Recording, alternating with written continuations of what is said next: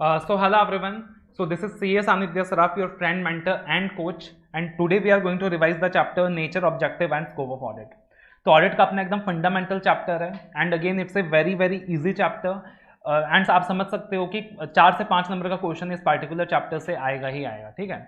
खाली standards of auditing का जो कुछ हिस्सा है वो हम चैप्टर्स में कवर नहीं कर रहे क्योंकि स्टैंडर्ड्स ऑफ ऑडिटिंग का अलग से हमने चैप्टर बना के रखा है। अदर देन दैट सारी चीजें अपन यहाँ साइमल्टेनियसली कवर करेंगे एंड जो नोट्स का लिंक है वो डिस्क्रिप्शन में दिया हुआ है, so you can just download from there. And before we start with the video, don't forget to like the video, share the video and subscribe the channel. तब देखना nature, objective, scope of audit. सबसे पहले एकदम basic बातें हैं, elements of financial statement. Financial statement में क्या क्या चीजें आती हैं, तो बहुत सिंपल सी चीज है, बचपन से आप लोग पढ़ते आ रहे हो। Section 2 clause 40 of companies act में डिफाइंड भी है कि फाइनेंशियल स्टेटमेंट के अंदर बैलेंस शीट आता है, स्टेटमेंट ऑफ P&L आता है, कैश फ्लो स्टेटमेंट आता है, notes to account and statement of changes in equity, ठीक है। एंड अगेन ये जो फाइनेंशियल स्टेटमेंट्स बनाए जाते हैं ये एनुअली बनाया जाता है या क्वार्टरली बनाया जाता है, कैसे बनाया जाता है, तो एनुअली बनाया जाता है। और किसके लिए बनाया जाता है, कॉमन यूजर्स के नीड्स को पूरा करने के लिए बनाया जाता है। अब एग्जाम में आपको कंफ्यूज करने के लिए वो पूछ सकता है कि डायरेक्टर्स रिपोर्ट फाइनेंशियल स्टेटमेंट का पार्ट है क्या, चेयरमैन स्टेटमेंट फाइनेंशियल स्टेटमेंट का पार्ट है क्या, तो नहीं है। फाइनेंशियल स्टेटमेंट के अंदर वही 5 चीजें शामिल है, उसके अलावा कुछ भी इंक्लूडेड नहीं है, ठीक है। अब 3 बेसिक टर्म्स, अकाउंटिंग क्या होता है, ऑडिटिंग क्या होता है, इन्वेस्टिगेशन क्या होता है। सबसे पहला जो शब्द है वो आता है अकाउंटिंग। पहले बुक्स ऑफ अकाउंट्स बनेगा, फिर बुक्स ऑफ अकाउंट्स का ऑडिट होगा एंड ऑडिटिंग की वजह से हो सकता है आगे इन्वेस्टिगेशन हो। Auditing is different, investigation is different, ठीक है ना। बट ऑडिटिंग अल्टीमेटली अपना जो ओरिजिन है वो कहां से डिराइव करेगा, अकाउंटिंग से, कि पहले अकाउंटिंग होगा फिर ही ऑडिटिंग होगा। अब ऑडिटिंग होता क्या है, तो ऑडिटिंग का सिंपल डेफिनेशन है कि ऑडिट एक इंडिपेंडेंट एग्जामिनेशन है। यहां इंडिपेंडेंस का रेलिवेंस बहुत ज्यादा है। ऑडिट एक इंडिपेंडेंट एग्जामिनेशन है और इंडिपेंडेंट एग्जामिनेशन किस चीज का है, फाइनेंशियल इंफॉर्मेशन का है, किसी भी एंटिटी का है। बोला कोई भी एंटिटी, हर एंटिटी का ऑडिट होता है, चाहे वो प्रॉफिट मेकिंग हो, चाहे वो चैरिटेबल हो, चाहे वो प्राइवेट कंपनी हो, चाहे वो पब्लिक कंपनी हो, हर एक एंटिटी का ऑडिट होता है।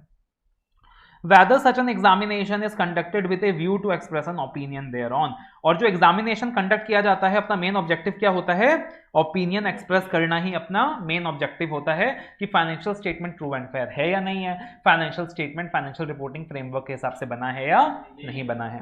अब अकाउंटिंग वर्सेस ऑडिटिंग के क्या क्या डिफरेंसेस होते हैं, तो बहुत सिंपल सी चीज है। आप किसी भी डिफरेंस के अंदर बेसिक बातें सोच सकते हो कि दोनों टर्म्स का मीनिंग क्या है, दोनों का ऑब्जेक्टिव क्या है, अकाउंटिंग कब होगा, ऑडिटिंग कब होगा, अकाउंटिंग कौन करेगा, ऑडिटिंग कौन करेगा। तो अकाउंटिंग के मीनिंग की बात करें तो it is the art of recording, classifying and summarising financial transactions. Auditing के मीनिंग की बात करें तो it involves independent examination of financial information.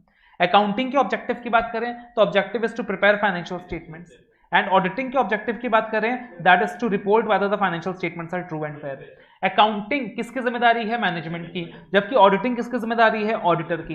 पहले अकाउंटिंग होगा कि पहले ऑडिटिंग होगा, पहले अकाउंटिंग होगा फिर ऑडिटिंग होगा, ठीक है ना। पहले अकाउंटिंग होगा फिर ऑडिटिंग होगा।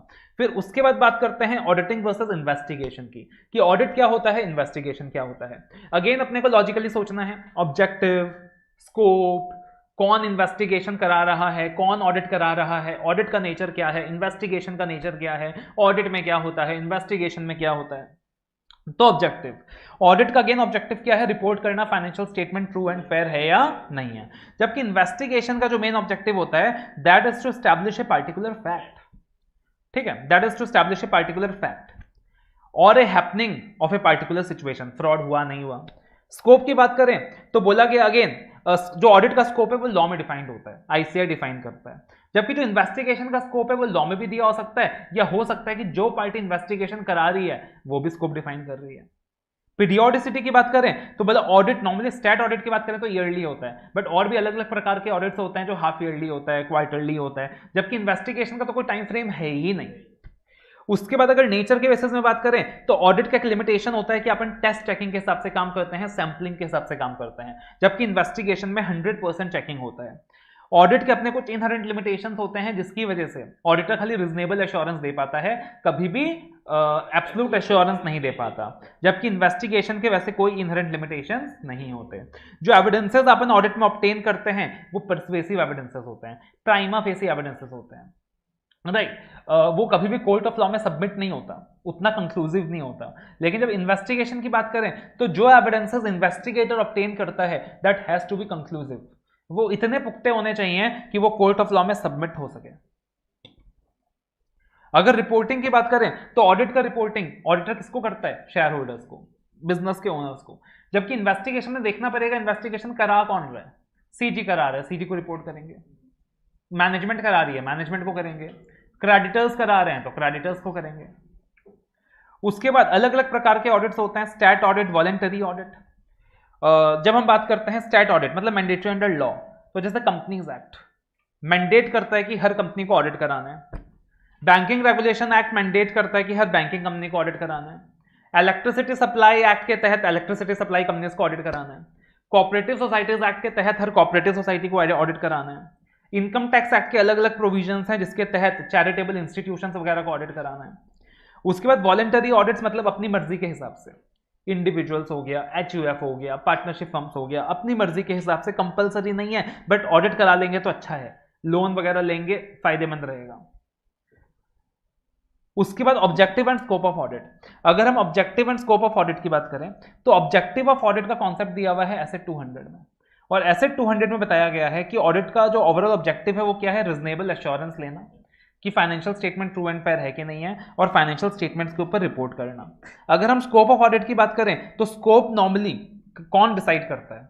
या तो ICAI डिसाइड करेगा, या लॉ डिसाइड करेगा, या जो भी क्लाइंट के साथ अपन ने कॉन्ट्रैक्ट एंटर किया है टर्म्स ऑफ एंगेजमेंट में डिसाइडेड रहेगा। अब स्कोप के अंदर मेनली याद रखिएगा 3 चीजें शामिल होती हैं, एक फाइनेंशियल स्टेटमेंट्स को चेक करना, एक डिस्क्लोजर्स चेक करना, और तीसरा इंटरनल कंट्रोल चेक करना। तो financial statements, disclosures, internal control, ये 3 वर्ड याद रखिए। तो following areas are generally covered in the scope of audit. तो ऑडिट इस तरीके से होना चाहिए कि अपन क्या देख रहे हैं? Financial statements. उसके बाद अगर फाइनेंशियल स्टेटमेंट्स की बात करें तो फाइनेंशियल स्टेटमेंट्स के अंदर जो एक्चुअल फिगर्स हैं आप उनको भी कवर करोगे, जो एस्टिमेटेड फिगर्स हैं आप उनको भी कवर करोगे, डिस्क्लोजर्स प्रॉपर्ली हुआ है कि नहीं आप उसको भी चेक करोगे, कंट्रोल्स को भी चेक करोगे। राइट, ये सारी चीजें अपने स्कोप में कवर करोगे। अब क्या चीजें आपके स्कोप में नहीं आती हैं? What is not covered in your scope? तो फॉर एग्जाम्पल यहाँ पे एग्जाम्पल दिया हुआ है कि ऑडिटर जो है ना वो एक्सपर्ट नहीं है डॉक्यूमेंट्स को ऑथेंटिकेट करने के लिए। एज ए ऑडिटर जो भी डॉक्यूमेंट्स हमें मैनेजमेंट सबमिट करता है हम उस पर विश्वास करते हैं, ट्रस्ट करते हैं, हम ऑथेंटिकेट नहीं करते, हम एक्सपर्ट नहीं है कि भाई वो डॉक्यूमेंट जेन्युइन है कि नहीं है। फिर एज ए ऑडिटर इन्वेस्टिगेशन करना हमारा काम नहीं है, we don't have the powers of investigator. और as a auditor physical condition of assets को वेरीफाई करना भी हमारा काम नहीं है। बिल्डिंग है, डेप्रिसिएशन वगैरह चार्ज किया मैनेजमेंट ने, लेकिन भैया बिल्डिंग का क्या कंडीशन है, कितना डेप्रिसिएशन चार्ज होना चाहिए था, that is not our work. उसके बाद बात करें ऑडिटर्स इंडिपेंडेंस। तो ऑडिट का जो डेफिनेशन था उसी में शब्द इंक्लूडेड था, audit is an independent examination. तो जब ऑडिट इंडिपेंडेंटली होएगा उसके एडवांटेजेस क्या होंगे? तो उसके एडवांटेजेस ये होंगे कि जितने भी स्टेक होल्डर्स हैं उनको बेनिफिट मिलेगा। अब स्टेक होल्डर्स में मैनेजमेंट भी आता है, स्टेक होल्डर्स में एम्प्लॉयज भी आते हैं, स्टेक होल्डर्स में गवर्नमेंट भी आती है, स्टेक होल्डर्स में एम्प्लॉयज भी आते हैं, तो वो सारा बेनिफिट मिलेगा। ठीक है, प्लस अगर बात करें तो अदर एंटिटीज जिनका ऑडिट कंपलसरी नहीं है, मान लो पार्टनरशिप फर्म, तो पार्टनरशिप फर्म को भी बेनिफिट मिलेगा कि यार डिस्प्यूट वगैरह सेटल हो जाएगा, जो भी वैल्यूएशन ऑफ गुडविल वगैरह है उसमें झगड़ाबाजी नहीं होगा। ठीक है, तो अलग अलग स्टेक होल्डर्स को अलग अलग एडवांटेज है। जैसे मान लो क्रेडिटर एक स्टेक होल्डर है तो उसको पता है मेरा पैसा सेफ है कि नहीं है, मैनेजमेंट को पता है कि यार कंट्रोल्स अच्छा है कि नहीं, एम्प्लॉयज ईमानदारी से काम कर रहे हैं कि नहीं, राइट, कोई वेस्टेज वगैरह तो नहीं है। गवर्नमेंट को पता है कि यार टैक्सेस जो मिल रहा है वो रिलायबल है कि नहीं है। गवर्नमेंट को जो टाइम टू टाइम लाइसेंस वगैरह रिन्यू करना पड़ता है, लाइसेंस वगैरह देना पड़ता है, तो ऑडिटेड फाइनेंशियल स्टेटमेंट्स के बिहाफ में वो लाइसेंस वगैरह भी दे सकते हैं। शेयर होल्डर्स को पता है कि हाँ यार प्रॉफिट्स वगैरह जो दिखाया जा रहा है सही से शो किया जा रहा है, बुक्स ऑफ अकाउंट्स अच्छे से मेंटेन किया जा रहा है, कंट्रोल्स बराबर हैं। तो ये सारा क्या है? Advantages of independent audit. उसके बाद अगर क्वालिटीज ऑफ ऑडिटर की बात करें तो क्वालिटीज को डिवाइड किया जा सकता है into technical qualities and personal qualities. Technical qualities मतलब वो सारे क्वालिटीज जो आप पढ़ते आ रहे हो फाउंडेशन से अभी तक, जैसे आपको अकाउंटेंसी पढ़ाया जा रहा है, ऑडिटिंग पढ़ाया जा रहा है, डायरेक्ट टैक्स पढ़ाया जा रहा है, इनडायरेक्ट टैक्स पढ़ाया जा रहा है, लॉ पढ़ाया जा रहा है, तो ये सारे टेक्निकल क्वालिटीज में आते हैं। और पर्सनल क्वालिटीज मतलब हमारे अंदर की क्वालिटीज, जैसे ऐसे 200 के अंदर मैं हमेशा बोलता हूँ OIPC से मेंटेन करना है, objectivity, integrity, professional behaviour, confidentiality, competence due care, तो वो सारे क्वालिटीज। देन कम्युनिकेशन स्किल्स अच्छे होने चाहिए, आप एक रिलायबल पर्सन होने चाहिए, आपको सिचुएशंस को डील करना आना चाहिए, ये सारी चीजें, ठीक है ना। उसके बाद बात करें तो ऑडिटिंग का ना बाकी डिसिप्लिन के साथ भी बहुत गहरा रिश्ता है। जैसे कि फॉर एग्जांपल अकाउंटिंग के साथ एक रिश्ता है, लॉ के साथ रिश्ता है, फाइनेंस के साथ है, कॉस्टिंग के साथ है, आईटी के साथ है, तो ऑडिटिंग का अलग अलग फील्ड्स के साथ रिश्ता है। तो ये रिश्ता क्या कहलाता है? Auditing and accounting. बोला ऑडिटिंग एंड अकाउंटिंग हर रिलेशन में एक चीज कॉमन है, क्लोजली रिलेटेड। तो बोला auditing and accounting closely related, because auditing is nothing but a result of accounting process. Auditing begins when the accounting ends. तो auditor को क्या होना चाहिए? Thorough knowledge of accounting principles होना चाहिए। बोला auditing and law closely related. Auditor examines the transaction from the law point of view कि law comply हुआ कि नहीं, इसलिए ऑडिटर को लॉ का ज्ञान होना चाहिए, कंपनी लॉ का ज्ञान होना चाहिए, बिजनेस लॉ का ज्ञान होना चाहिए, डायरेक्ट टैक्स लॉ का ज्ञान होना चाहिए और इनडायरेक्ट टैक्स लॉ का भी ज्ञान होना चाहिए। ऑडिटिंग एंड इकोनॉमिक्स, बोला ऑडिटर को इकोनॉमिक्स का भी अंडरस्टैंडिंग होना चाहिए। अब इकोनॉमिक्स की बात करें तो बचपन से पढ़ते आ रहे हैं, एक माइक्रो इकोनॉमिक्स होता है, एक मैक्रो होता है। माइक्रो मतलब within the organisation, macro मतलब आउटसाइड। तो बोला माइक्रो इकोनॉमिक्स से ज्यादा कंसर्न रहेगा ऑडिटर का, मैक्रो इकोनॉमिक्स से कम रहेगा। फिर ऑडिटिंग एंड बिहेवियरल साइंस, ये बड़ा इंटरेस्टिंग है कि ऑडिटर का बिहेवियरल साइंस के साथ भी रिलेशन होना चाहिए। बिहेवियरल साइंस भी क्लोजली रिलेटेड है with the subject of auditing. बोला देखो ऑडिटर फाइनेंशियल फिगर से तो डील करता ही करता है, बट उसके साथ साथ ना ऑडिटर को ना पीपल से भी डील करना पड़ता है, लोगों से डील करना पड़ता है ऑर्गेनाइजेशन में। For example management auditor in particular, management auditor को ज्यादातर ह्यूमन बीइंग से डील करना पड़ता है। तो अल्टीमेटली अगर आपको कंट्रोल्स की चेकिंग करनी है तो जो बंदे कंट्रोल्स में इन्वॉल्व हैं, अगर आपको ये समझ में आ रहा है वो लोग कैसे हैं, तो आप कंट्रोल्स को भी अच्छा जज कर पाओगे। So that is why you must also know how to deal with people, you must also know how to understand people, right, that is personal. उसको बोलते हैं बिहेवियरल साइंस, कि आप सामने वाले के बिहेवियर से उसको परसीव कर पाओ, ठीक है ना। तो as against the financial auditor, the internal auditor और the management auditor is expected to deal with human beings rather than financial figures. One of the basic elements in designing the internal control is personal. And if a sound internal control is designed, it cannot work until and unless the people working in the organization are competent and honest. Auditing and statistics and mathematics, stat से भी रिश्ता है, test checking sample basis में अपन काम करते हैं। उसके बाद मैथ्स की बात करें तो कैलकुलेशंस का रोल आता है, तो कैलकुलेशंस के लिए अपने को मैथ्स का भी नॉलेज चाहिए। ऑडिटिंग एंड डाटा प्रोसेसिंग, आजकल ज्यादातर ऑर्गेनाइजेशन कंप्यूटर्स से काम करती है, कंप्यूटर्स को यूज करती है बुक्स अकाउंट्स वगैरह बनाने के लिए, तो अपने को भी कंप्यूटर के कंपोनेंट्स का नॉलेज होना चाहिए। ऑडिटिंग एंड फाइनेंशियल मैनेजमेंट, तो बोला कि भैया auditing is closely connected with financial management, इसलिए अपने को फाइनेंशियल इंस्टीट्यूशंस का भी नॉलेज होना चाहिए और फाइनेंशियल टेक्निक्स का भी नॉलेज होना चाहिए। तो इसलिए आपके सिलेबस में फाइनेंशियल इंस्टीट्यूशंस के बारे में भी आपको समझाया जाता है, लाइक बैंक्स, एनबीएफसीज, और अलग अलग फाइनेंशियल टेक्निक्स जैसे कि कैपिटल बस्टिंग हो गया, रेशियो एनालिसिस हो गया, फंड फ्लो हो गया, उनके बारे में भी बताया जाता है। और फिर ऑडिटिंग एंड प्रोडक्शन, तो ऑडिटिंग एंड प्रोडक्शन की बात करें तो बोला देखो आपको ना जब आप ऑडिट कर रहे हो तो आप जब ट्रांजैक्शंस की इवैल्यूएट कर रहे हो तो आपको प्रोसेस भी पता होना चाहिए, आपको प्रोसेस भी पता होना चाहिए कि क्या प्रोसेस है, ठीक है। अब बोला प्रोडक्शन प्रोसेस की अगर बात करें कि प्रोडक्शन प्रोसेस का भी आपको ज्ञान होना चाहिए, नॉलेज होना चाहिए। बोला स्टैट ऑडिटर को भी होना चाहिए, बट स्टैट ऑडिटर को थोड़ा मोड़ा प्रोडक्शन प्रोसेस का ज्ञान होगा तब भी चलेगा। बट अगर इंटरनल ऑडिट की बात करें तो वहां पे आपको प्रोडक्शन प्रोसेस का ज्यादा ज्ञान चाहिएगा। क्या चाहिएगा? प्रोडक्शन प्रोसेस का ज्यादा ज्ञान चाहिएगा।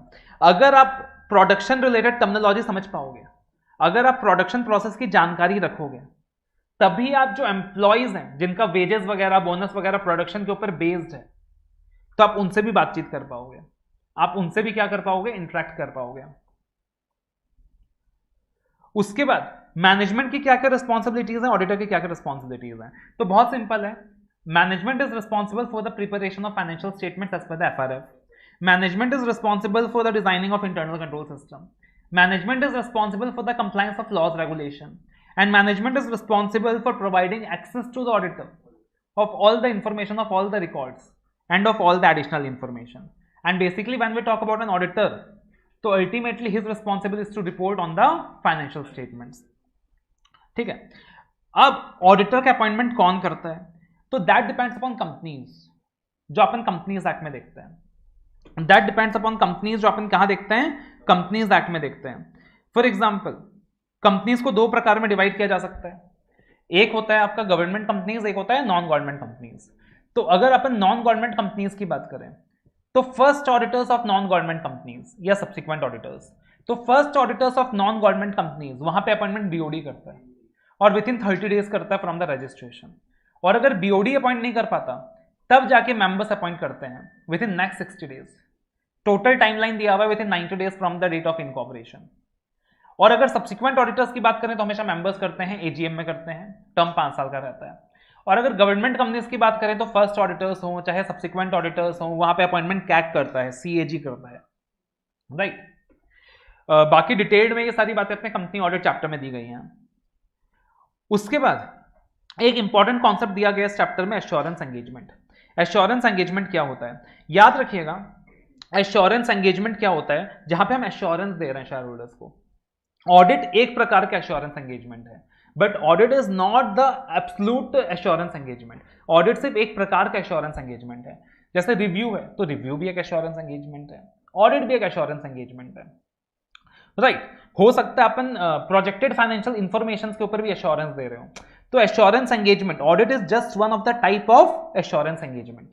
तो अगर अपन ब्रॉडली एश्योरेंस एंगेजमेंट की बात करें तो अगर अपन वर्ड मैनेजमेंट यूज करें गलत हो जाएगा, क्योंकि मैनेजमेंट सिर्फ कंपनी के लिए सुटेबल होता है। अगर अपन वर्ड ऑडिटर यूज करें गलत हो जाएगा, क्योंकि ऑडिटर सिर्फ ऑडिट के लिए यूज होता है।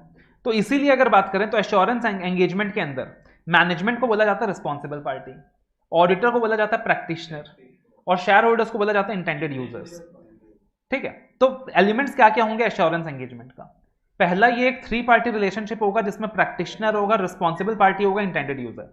दूसरा, फाइनेंशियल स्टेटमेंट्स को यहां बोला जाता है सब्जेक्ट मैटर, कि आप किस सब्जेक्ट मैटर को वेरीफाई कर रहे हो, तो एप्रोप्रिएट सब्जेक्ट मैटर, ठीक है ना। उसके बाद अगर बात करें तो आप जब एफआरएफ की बात करते हो, कि नॉर्मल ऑडिट में आप क्या करते हो, फाइनेंशियल स्टेटमेंट चेक करते हो, बट एश्योरेंस एंगेजमेंट के अंदर जरूरी नहीं है ना कि आप एफआरएफ ही चेक कर रहे हो, इट्स ए ब्रॉड टर्म। तो वहां पे अपन बोलते हैं क्राइटेरिया। तो जिस सब्जेक्ट मैटर को आप वेरीफाई करते हो वो जो बेंचमार्क होता है उसको बोलते हैं क्राइटेरिया।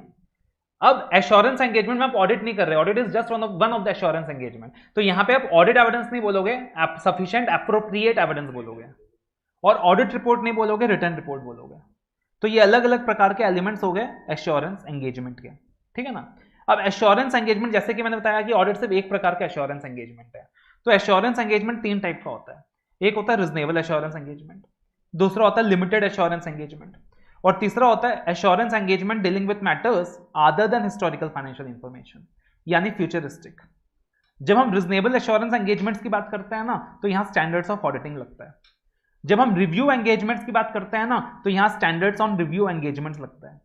और जब हम other than historical financial information में एश्योरेंस की बात करते हैं ना, तो वहां स्टैंडर्ड्स ऑन एश्योरेंस एंगेजमेंट लगता है।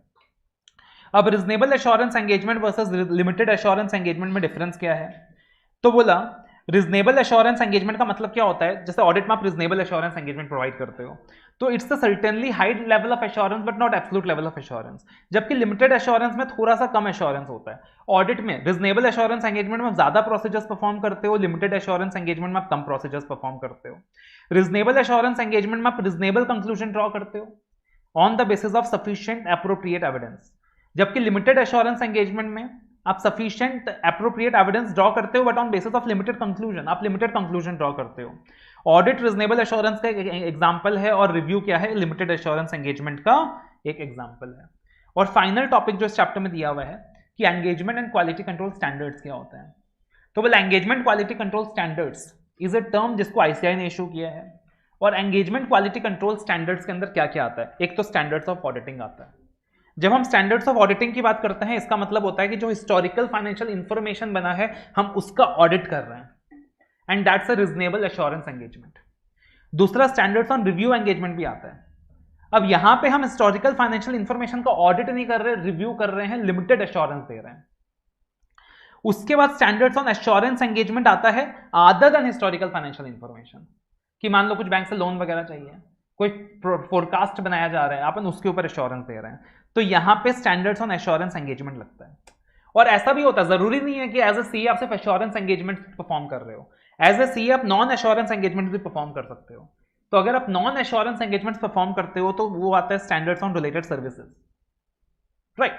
तो एंगेजमेंट क्वालिटी कंट्रोल स्टैंडर्ड्स के अंदर खाली स्टैंडर्ड्स ऑफ ऑडिटिंग नहीं आता, एसआरईज भी आता है, एसईज भी आता है, और स्टैंडर्ड्स ऑन रिलेटेड सर्विसेज भी आता है।